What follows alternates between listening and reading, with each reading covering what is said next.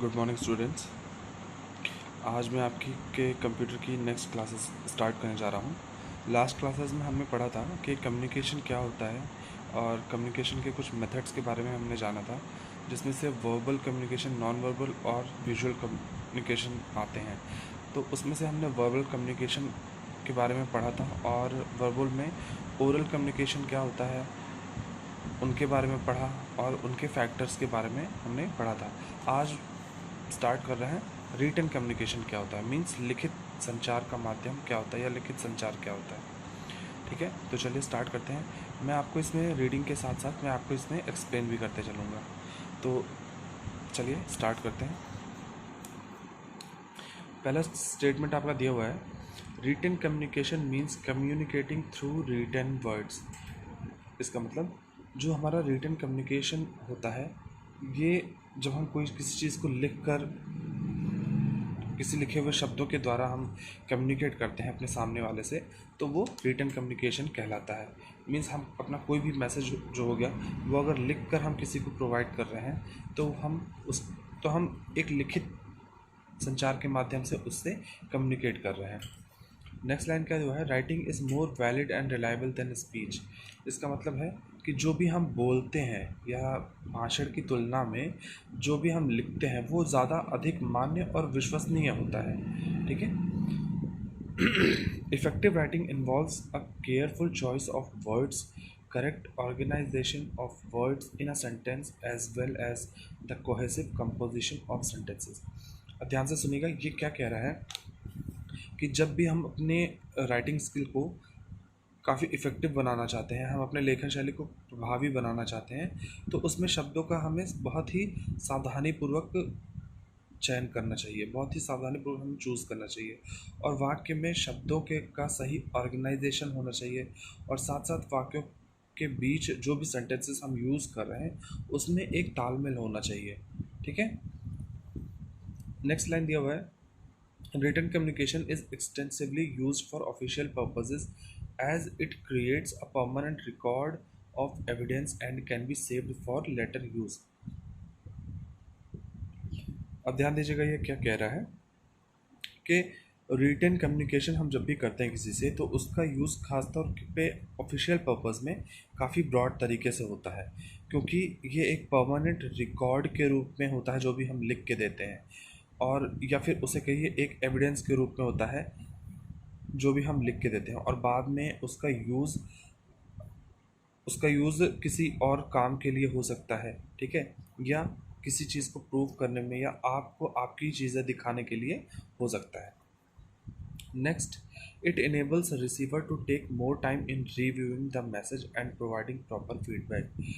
जब भी हम किसी को लिख के कोई चीज़ देते हैं तो हमेशा हम फीड जो भी रिसीवर होता है वो उस मैसेज को पढ़ने का, उसे रिव्यू करने का, उसकी समीक्षा करने का उसके बाद काफ़ी अधिक टाइम मिलता है उसे, और उसी के अकॉर्डिंग वो बहुत अच्छे तरीके से उसका फीडबैक देता है हमें। क्योंकि जब भी हम बोलते हैं तो हमें बहुत अटेंटिव होकर सुनना पड़ता है और फीडबैक हमें तुरंत देना पड़ता है। ठीक है, लेकिन रिटर्न में हम फीडबैक बहुत अच्छे से पढ़ के समझ के उसके अकॉर्डिंग फीडबैक हम थोड़े टाइम में दे सकते हैं। नेक्स्ट है, different form of written communication includes letters, reports, memos, circulars, questionnaire, manuals etcetera. Means जो भी रिटन कम्युनिकेशन होता है उसके कई फॉर्म्स होते हैं। मीन्स हम उसमें लेटर्स का यूज़ करते हैं, कुछ रिपोर्ट्स का यूज़ करके कम्युनिकेट करते हैं, मेमोज, सर्कुलर्स, क्वेश्चनियर्स, इन सभी का यूज़ करके हम डिफरेंट तरीके से कम्युनिकेट करते हैं लोगों से। These days, messengers like WhatsApp, email, etc. are also used by people to convey the message। अब ये क्या कह रहे हैं, आज के टाइम में हमारे पास मैसेज भेजने का एक नया तरीका, हम डिजिटल हो चुके हैं, तो उसका एक नया तरीका हो गया। जैसे हम WhatsApp यूज़ करते हैं, मैसेंजर यूज़ करते हैं, या ईमेल के थ्रू हम किसी से कम्युनिकेट करते हैं। ठीक है। नेक्स्ट है हमारा tips to improve written communication, यानी रिटन कम्युनिकेशन को इम्प्रूव करने के लिए कुछ यहाँ पे टिप्स दिए हुए हैं। अब पढ़ते हैं यहाँ पे, expand your vocabulary and learn new words. Means अपनी वोकेबलरी को बहुत ही स्ट्रॉन्ग बनाएं और नए शब्दों को हमेशा सीखना चाहिए। ठीक है। Form sentence using these word, और उन्हीं वर्ड्स को यूज़ करके हमें सेंटेंसेस को बनाना चाहिए।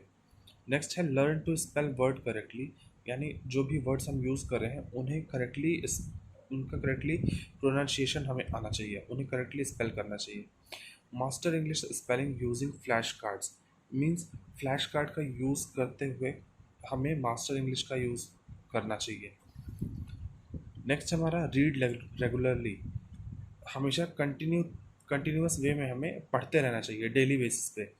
It gives you an idea of how to use words appropriately, जब भी हम रेगुलर वे में पढ़ते हैं तो ये हमें एक आइडिया प्रोवाइड करता है कि हम किसी भी वर्ड्स को कैसे और कहाँ पे अप्रोप्रिएट वे में यूज़ कर सकते हैं। नेक्स्ट है improve your grammar and use appropriate tense and correct punctuation, means इससे क्या होगा, हम अपने अपने ग्रामर को इम्प्रूव कर सकते हैं, और जो भी अप्रोप्रिएट टेंस और पंक्चुएशन है वो कहाँ पे यूज़ करना है कहाँ पे नहीं करना है, इसे भी इम्प्रूव कर सकते हैं, और रिटन कम्युनिकेशन को अपने इसके थ्रू इम्प्रूव कर सकते हैं। लास्ट है always right text keeping your audience in mind. अब ये लास्ट लाइन जो लास्ट सेंटेंस आपका दिया हुआ है, इसके कहने का मतलब है जब भी हम कोई चीज़ लिखते हैं तो हमेशा हमें अपनी ऑडियंस को ध्यान में रखकर ही लिखना चाहिए।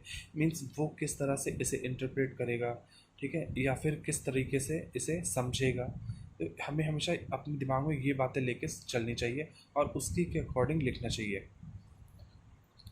Verbal communication is further classified into two types. जो भी हमारा वर्बल कम्युनिकेशन होता है वो आगे भी दो टाइप्स में क्लासिफाइड किया गया है।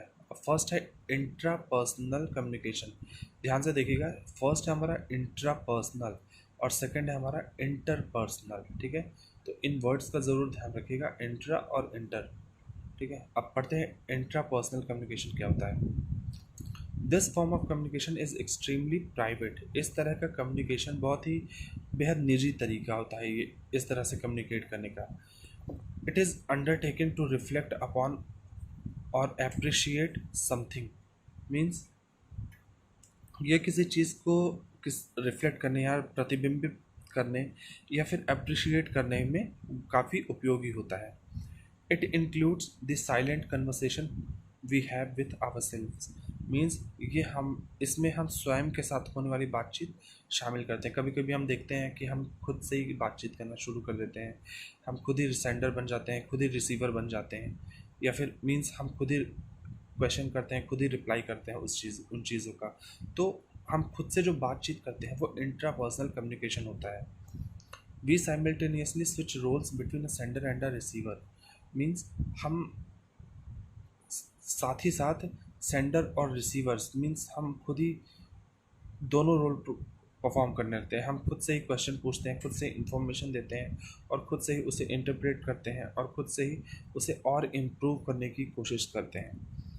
This type of communication occurs when we concisely appreciate something beautiful, rehearse a message intended for others, or write a diary और अ पर्सनल जर्नल।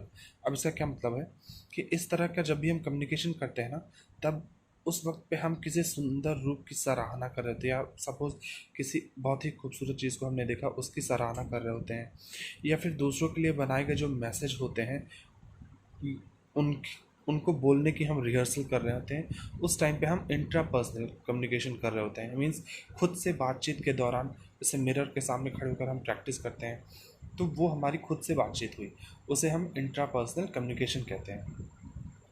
नेक्स्ट है हमारा इंटर पर्सनल कम्युनिकेशन। अब यहाँ पढ़ेंगे, in this form of communication information is exchanged between two individuals, means इस communication के इस रूप में हम हमेशा किसी दो इंडिविजुअल्स के रूप में इंफॉर्मेशन का एक्सचेंज होता रहता है। मीन्स वहाँ पर दो लोग होते हैं। To communicate effectively the two individuals involve, बहुत प्रभावी ढंग से कम्युनिकेट करने के लिए हमेशा दो लोग इन्वॉल्व होते हैं। Interchange their roles of sender and receiver repeatedly, बार बार वो अपने रोल्स को स्विच करते रहते हैं, कभी सेंडर रिसीवर की तरह काम करता है, कभी रिसीवर सेंडर की तरह काम करता है।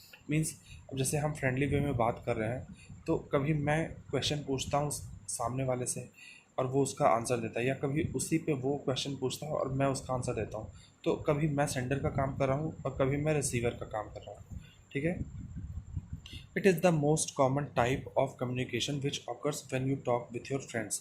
यानी ये बहुत ही कॉमन तरीका है जब भी हम अपने फ्रेंड्स, फैमिली या रिलेशंस में बातचीत करते हैं तो हमेशा हम इंटरपर्सनल कम्युनिकेशन का ही यूज़ कर रहे होते हैं। It can be categorised further based on the number of participant. Means जितने भी नंबर ऑफ पार्टिसिपेंट इसमें होते हैं, दो या दो से अधिक या फिर कोई ग्रुप होता है, उसके अकॉर्डिंग हम इसे कैटेगराइज करते हैं। तो नेक्स्ट यहाँ दिया हुआ है वो कैटेगरी, इसकी तीन कैटेगरीज हैं जिसे हम देखेंगे। डायडिक कम्युनिकेशन, पढ़ते हैं इसमें क्या है। Means this type of communication takes place between two peoples. यानी जब दो लोगों के बीच कोई बातचीत हो रही होती है तो उसे हम डायडिक कम्युनिकेशन के अंदर रखते हैं। For example, two friends talking face to face और two business colleagues using a telephone और एन ईमेल। यानी दो, डायरेक्ट कम्युनिकेशन क्या होता है, जब भी जैसे दो फ्रेंड्स बात कर रहे होते हैं आपस में आमने सामने फेस टू फेस, या फिर कोई दो बिजनेस कलीग्स हैं वो किसी टेलीफोन या ईमेल के थ्रू कम्युनिकेट कर रहे होते हैं तो वो डायरेक्ट कम्युनिकेशन कहलाता है। सेकंड है small group communication. It occurs when only when there are more than two people involved. यानी स्मॉल ग्रुप कम्युनिकेशन कब होता है, जब यहाँ पर दो से अधिक लोग इन्वॉल्व होते हैं। The number of people involve in this type of communication is small. Means दो से अधिक लोग, कुछ ही लोग होते हैं, जैसे 4, 5, 10 लोग हो गए, तो ये एक स्मॉल ग्रुप कम्युनिकेशन माना जाता है। Which allows each participant to interact and converse with the rest. इसमें क्या होता है कि स्मॉल ग्रुप कम्युनिकेशन हमेशा हर किसी को बोलने का मौका देता है, हर किसी को पार्टिसिपेट करने का मौका देता है, दूसरे से इंटरेक्ट करने का मौका देता है, ठीक है। In this case only one person speaks at a time and the other listen. इस केस में हमेशा जब एक पर्सन बोलता है तो बाकी सभी उसे केयरफुली सुनते हैं। जैसे press conference, board meeting and tele conference are examples of small group communication. यानी जब भी कोई प्रेस कॉन्फ्रेंस होती है या बोर्ड मीटिंग्स होती है तो उसमें हम हमेशा देखते हैं बहुत एक लिमिटेड लोग ही होते हैं वहाँ पे, जिसमें कुछ लोग बोलते हैं, हर एक मेंबर बोलता है या फिर, और बाकी सारे लोग बहुत ही अटेंटिव होकर उसे सुनते हैं, ठीक है। लास्ट हमारा public communication. This type of communication takes place when one individual addresses a large gathering of amount. Means जब भी हम कभी स्पीच दे रहे होते हैं किसी कॉलेज के फंक्शन में या किसी और फंक्शन में या किसी गैदरिंग में जहाँ पे बहुत ही ज़्यादा लोग होते हैं, तो वहाँ पे हम इसे पब्लिक कम्युनिकेशन के अंडर में रखते हैं। Public speeches are an example for of this communication. Means जब वही है, जब भी हम सपोज कोई पॉलिटिशियन है वो हमें स्पीच दे रहा है, कोई भाषण दे रहा है, तो हम सभी सुनते हैं सर उसे, हाँ, और वो अपनी बातों को रखता है हमारे सामने, तो वो हो गया पब्लिक कम्युनिकेशन, ठीक है।